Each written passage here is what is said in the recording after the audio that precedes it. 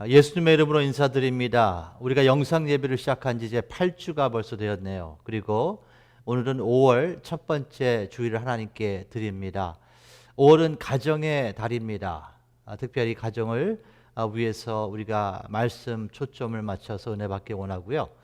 5월 7일은 또 구국기도회, 나라를 위해서 기도하는 날로 미국에 정해져 있습니다.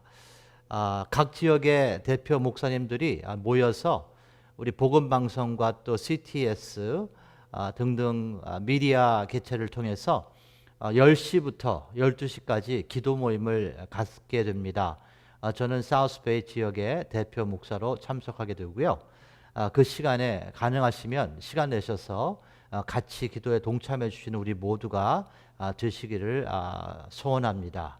자, 우리 이 시간 정성스럽게 준비한 우리의 믿음과 소망을 담아 하나님께 귀한 물질을 드리기 원합니다.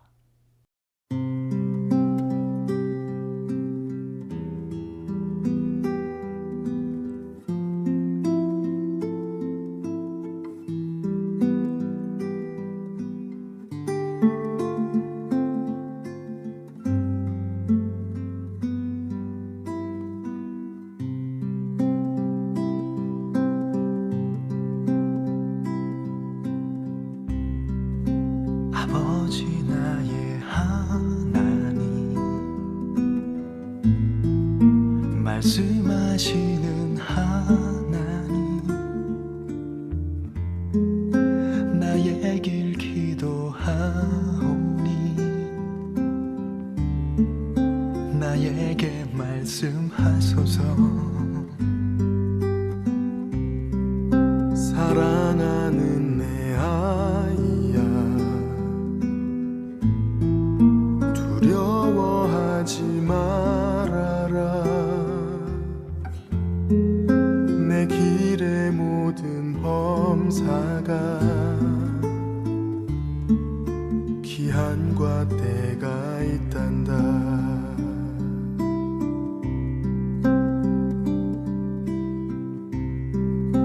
아버지 나의 하나님, 말씀하시는 하나님, 나 주님 의지하오나 이 길이 힘이 듭니다. 사랑하는 내 아이야, 두려워하지 말아라. 내가 어디로 가든지 나 너와 함께하리라.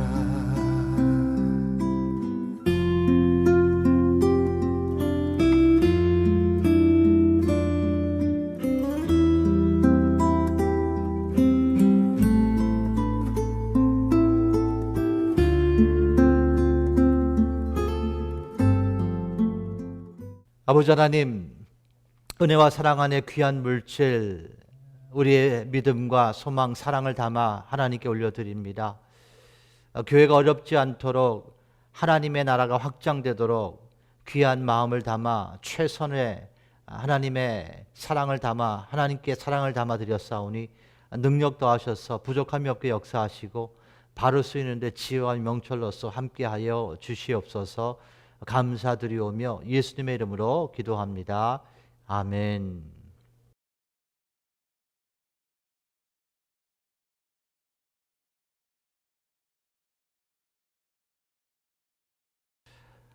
사랑하는 가족 여러분, 오늘은 하나님의 기업이라는 제목으로 같이 은혜를 나누기 원합니다. 우리 본문 말씀 신명기 9장 29절입니다.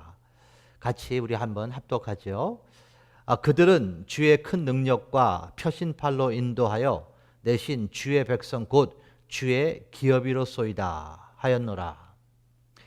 자, 하나님께서는 가정을 중요시 여기십니다. 왜? 가정이 하나님의 교회이기 때문에 하나님은 가정을 중요시 여기시죠. 하나님께서는 최초의 부부였던 아담과 이브를 축복하시고 그를 통해서 결혼하게 하시고 가정을 시작하셨습니다. 그를 통해서 자녀들이 탄생된 것이지요. 자, 우리의 십자가, 하나님의 그 십자가와 예수님의 그 십자가 죽음을 통해서 구원받은 우리 기독교인들, 예수님께서도 이 가정을 매우 중요시 여기십니다. 성자 하나님이신 예수님께서 가장 처음으로 기적을 행하신 장소가 가나라는 도시에서 기적을 베푸셨지요. 이 가나라는 작은 도시에서 결혼식이 있었는데 예수님께서 초대를 받으셨습니다. 그런데 공교롭게도 그 잔치 중에 포도주가 떨어지게 됩니다. 그래서 예수님께서는 물을 포도주로 변화시키는 첫 번째 기적을 베푸시게 됩니다.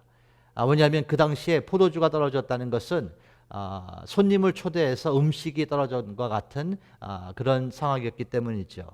그래서 예수님께서는 그 잔치에 그 결혼식을 축복하기 위해서 그 잔치를 더욱더 축복하고 이 새로운 가정을 축복하기 위해서 물을 포도주로 변화시키신 것입니다.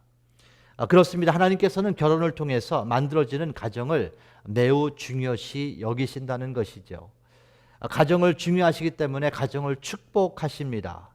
기적을 베푸십니다. 당신의 교회가 가정이기 때문에 하나님이 그렇게 하시는 거예요.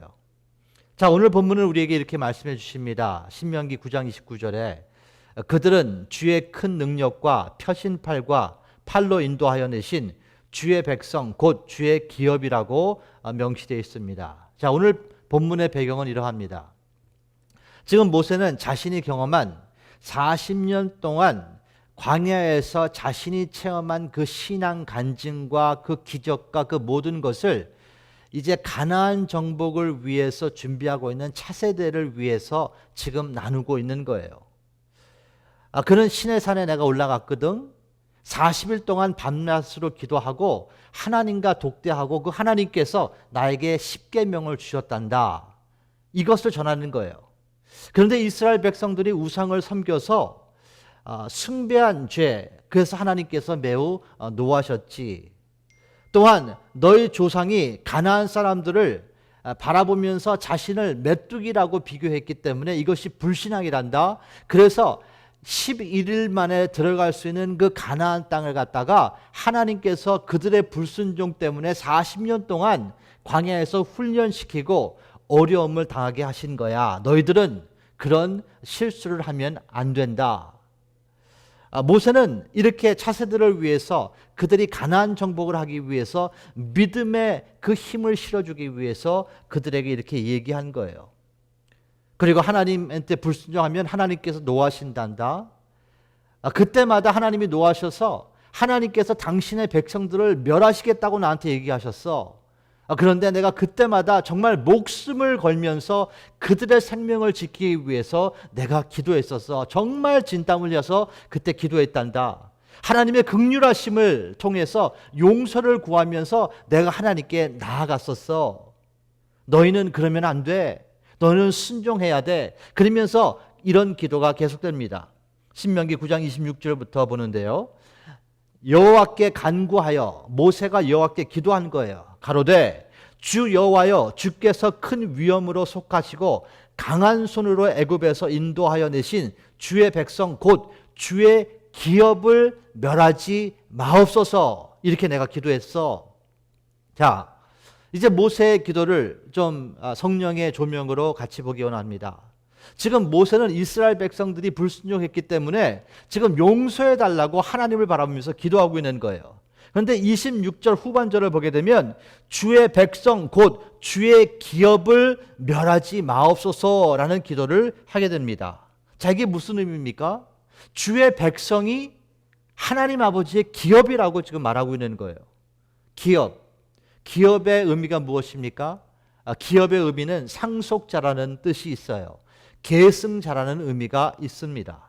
지금 모세는 이스라엘 백성이 하나님 아버지의 상속자입니다. 하나님 아버지의 계승자입니다. 그러니 어떻게 상속자와 계승자를 멸할 수 있으시겠습니까? 그거는 안 되지 않습니까? 이렇게 모세는 하나님께 나가서 기도를 한 거예요. 자, 모세의 기도가 계속됩니다. 27절. 주의 종 아브라함과 이삭과 야곱을 생각하사 이 백성의 과 악과 죄를 보지 마옵소서라고 모세는 계속 기도해요. 모세는 기도합니다. 하나님, 아버지께서 선택하신 아브라함 기억하시죠? 이삭 기억하시죠? 야곱 기억하시죠? 지금 그들이 어디 있습니까? 하나님과 같이 계시지 않습니까? 이들을 보고 우리를 불쌍히 여겨주시고 그들을 용서해 주세요. 그들을 대신 보시고 백성들의 그 죄를 용서해 주세요. 아브라함 백을 좀 우리가 받기를 원합니다. 그들을 보아서 우리를 용서해 주세요. 그러면서 모세는 아브라함과 이삭과 야곱의 이름을 하나님께 올려드리는 거예요. 그리고 28절, 주께서 우리를 인도하여 내신 그 땅, 백성이 말하기를 여호와께서 그들에게 허락하신 땅으로 그들을 인도하여 드릴 능력도 없고 그들을 미워도 하사 광야에서 죽이려고 인도하여 내셨다 할까 두렵나이다. 자, 이게 무슨 의미냐? 하나님, 아버지, 만약에 우리 이스라엘 백성들이 가나안 땅으로 들어가지 못한다면 말이에요. 우리가 어디서 출애굽했습니까? 애굽 땅에서 출애굽했거든요. 우리가 만약에 가나안 땅에 들어가지 못하면 애굽 사람들이 하나님이 능력 없다고 얘기할 거예요. 그리고 이스라엘 백성들이 하나님이 출애굽시킨 이유는 우리가 못돼 가지고 말이에요. 광야에서 하나님이 우리를 죽이려고 하려고 그 계획으로 말미암아 우리를 출애굽시켰다고 그들이 우리를 비웃을 겁니다. 이런 얘기를 기도로서 모세는 하나님께 드린 거예요. 그러면서 이런 얘기죠. 아버지, 이건 아니잖아요. 자녀가 죽으면 아버지한테 도움되는 게 뭐 있습니까? 세상 사람들, 애굽 사람들한테 우스광이 되지 않습니까? 그리고 우리가 아버지의 기업 아니에요. 아버지의 상속자 아닙니까? 아버지의 계승자 아닙니까? 그러니 우리를 죽이시면 안 되지 않습니까? 그리고 우리가 죽이면은 아버지가 도움되는 게 뭐 있습니까? 아버지 이름이 무시되지 않습니까? 아버지 얼굴에 먹칠하는 거 아닙니까? 지금 모세는요, 하나님께 이런 기도를 이스라엘 백성들의 죄를 사해달라고 계속 드리는 거예요. 그러면서 오늘 29절에 그들은 주의 큰 능력과 표신팔로 인도하여 아버지의 큰 능력과 표신팔로 말미암아 애굽 땅에서 출애굽해서 인도하여 내신 주의 백성, 아버지의 자녀들 아닙니까? 이 자녀들이 곧 주의 기업이로소이다. 아버지의 상속자가 아닙니까? 아버지의 계승자가 아닙니까? 이렇게 모세는 하나님께 기도를 한 겁니다. 그리고 이렇게 얘기했을 거예요. 창세기 때 아버지가 아브라함한테 이렇게 약속하시지 않으셨어요? 당신의 백성한테 이렇게 약속하지 않으셨어요? 창세기 17장 8절에 내가 하나님이 너와 아브라함 그리고 내 후손에게 너의 우고하는 이 땅 곧 가나안 일경으로 주어 영원한 기업이 되게 하고 나는 그들의 하나님이 된다고 말씀하셨잖아요.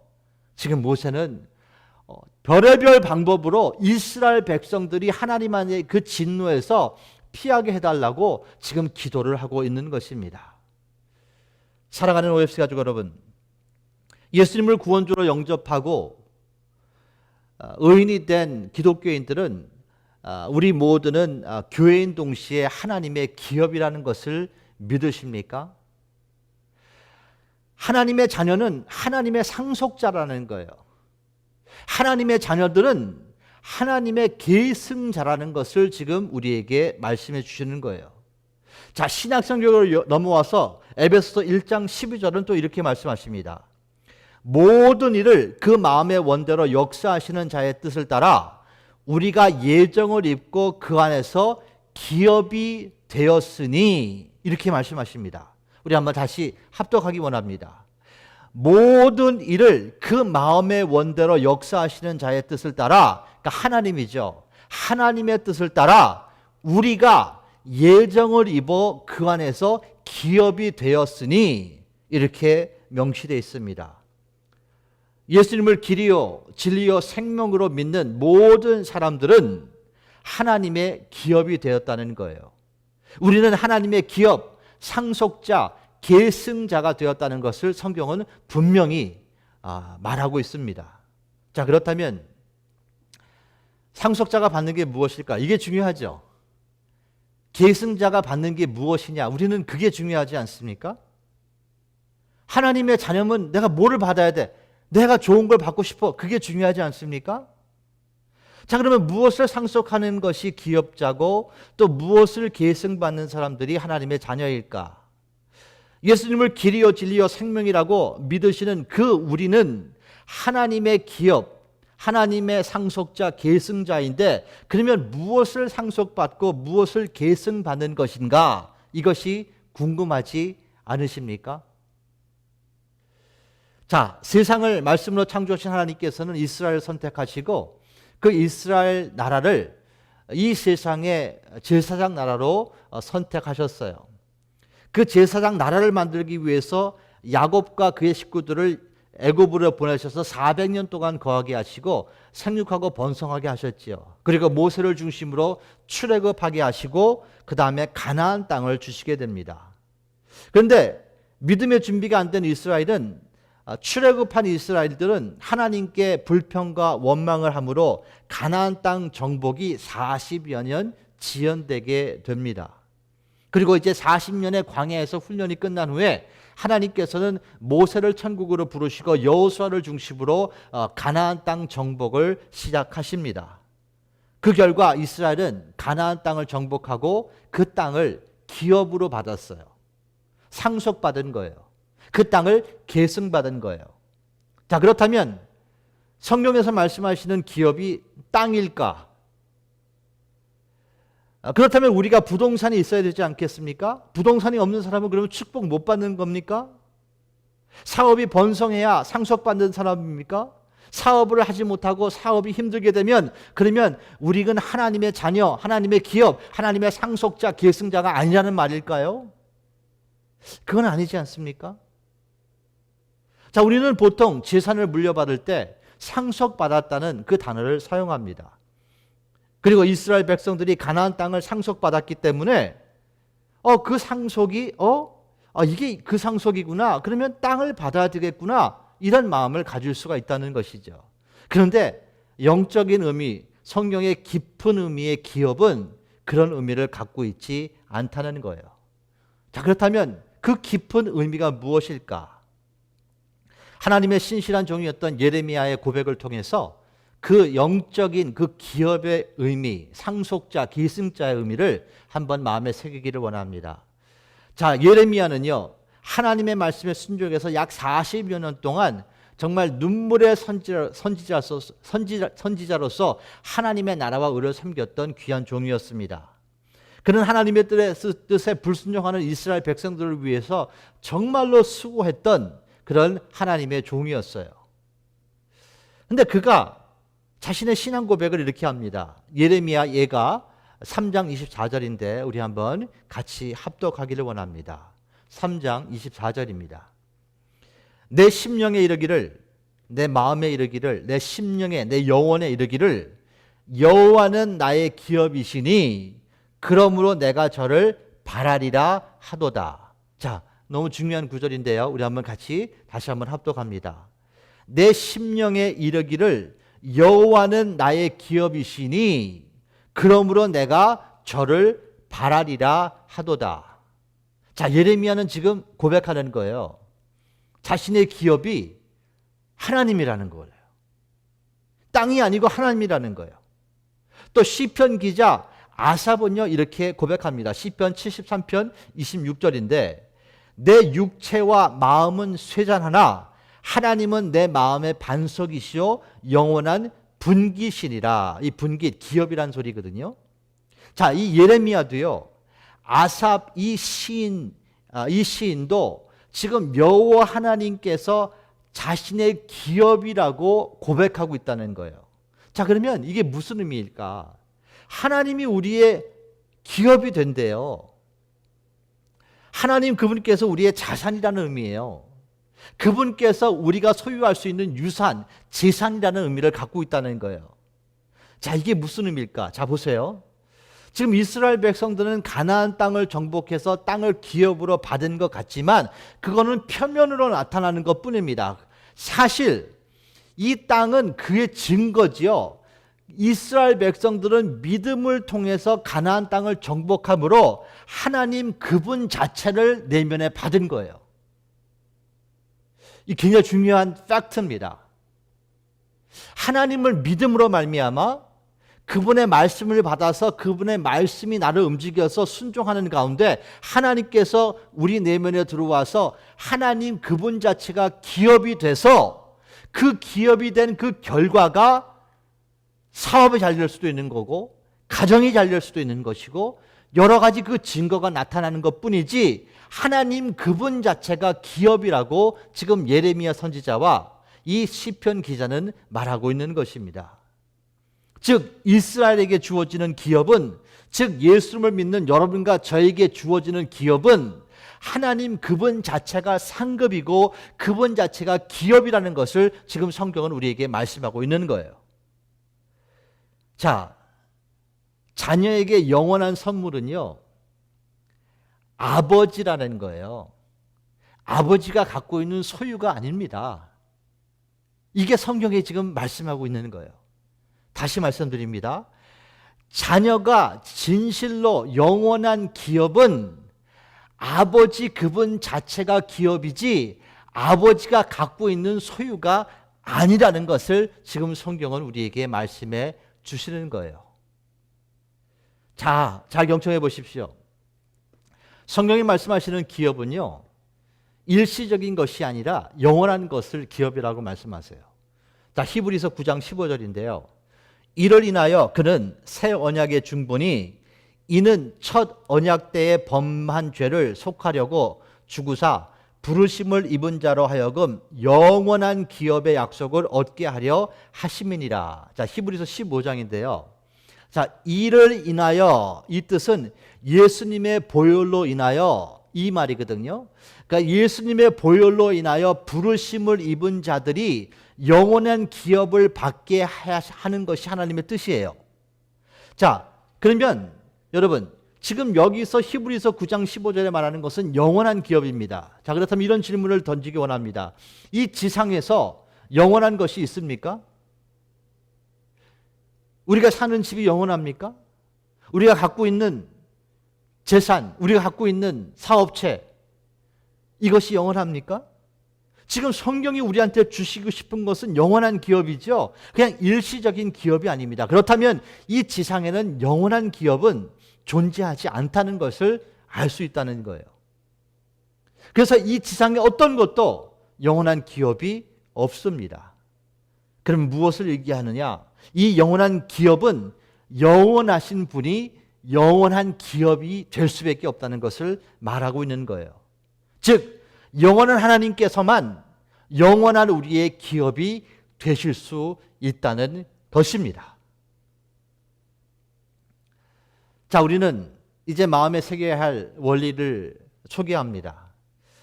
하나님께서는 예수님을 구원주로 영접한 성도들을 당신의 기업이라고, 당신의 일시적인 기업이 아니고요, 하나님의 영원한 기업이라고 선포하고 있어요. 예수를 믿으면 우리가요, 하나님의 영원한 기업이에요. 왜냐하면 우리 죽지 않거든요. 그래서 영원한 기업이 되는 거예요. 우리가 하나님의 영원한 기업. 또한 성도들의 영원한 기업은 이 세상의 그 어떤 것이 아니라 영원하신 하나님께서 모든 성도들의 기업이 된다고 지금 성경은 말씀하고 계십니다. 참 재밌어요, 이게.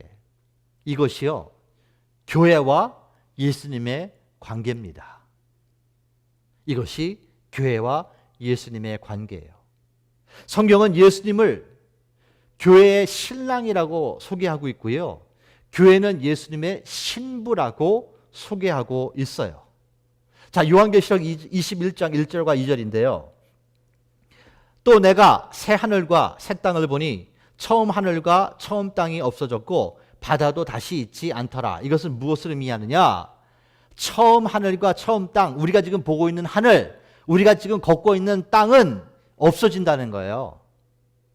일시적이라는 거예요. 그리고 새 하늘과 새 땅이 임한다고 성경은 말씀하세요. 이것이 하나님이 계신 천국이라는 것입니다.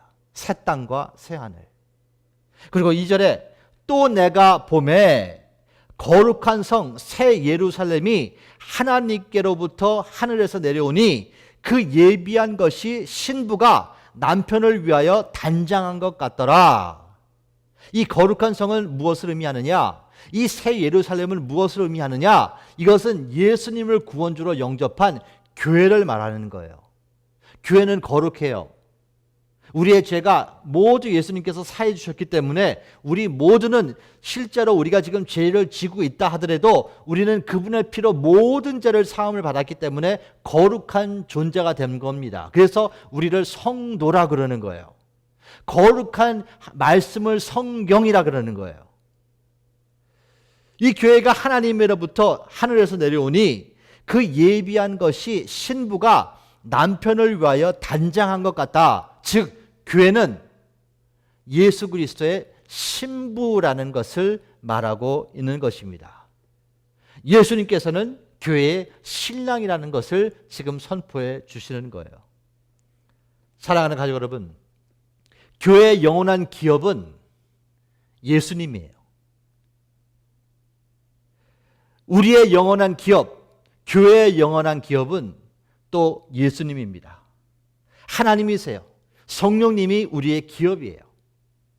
그래서 성령 충만해라. 이 의미는 예수 잘 믿어라. 이 의미는 하나님의 기업이 되라. 하나님의 상속자가 되라. 하나님의 계승자가 되라. 이 말씀을 해주시는 겁니다.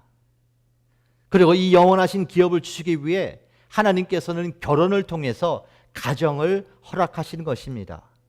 다시 말씀드립니다. 가정은 하나님의 교회입니다. 그래서 결혼, 이 결혼이라는 이 단어 히브리어로 켈룰라라는 단어 또한 키두시라는 단어가 결혼이에요. 그런데 이 단어가 의미심장한 것은 이 키두시라는 단어 안에는 성화라는 의미가 부여된다는 것이에요. 자, 성화가 무엇입니까? 영어로는 sanctification이라고 하지 않습니까? 이 sanctification, 이 성화라는 것은 예수님을 영접한 사람들이 예수님의 형상으로 변화되는 그 삶을 갖다가 성화의 삶이라고 말하지 않습니까? 근데 그 성화의 삶이 결혼을 통해서 이루어진다는 거예요. 가정을 만들어서 결혼을 통해서 가정을 만들고 그 가정 안에서 sanctification, 성화의 삶이 이루어진다는 것을 성경은 말씀하고 있는 것입니다. 즉 성경적인 결혼의 목적은 예수 그리스도의 형상으로 닮아가는 성화의 삶, 그런 신앙생활을 말하고 있는 것입니다. 사랑하는 가족 여러분, 신앙의 시작은 십자가와 부활에서 시작되지만 성화의 시작은요, 결혼을 통해서 가정에서 시작되는 거예요. 다시 말씀드립니다. 신앙생활의 시작은 십자가와 부활에서 시작되지만 성화의 생활은 결혼을 통해서 가정에서 시작되는 것입니다. 여러분은 여러분의 배우자로부터 신실한 신앙인으로서 인정받고 계십니까?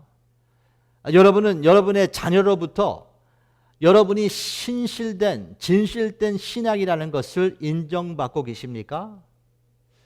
오늘 이 설교 후에 여러분의 배우자께 한번 질문해 보시기를 바랍니다. 여러분의 자녀에게 한번 질문해 보세요.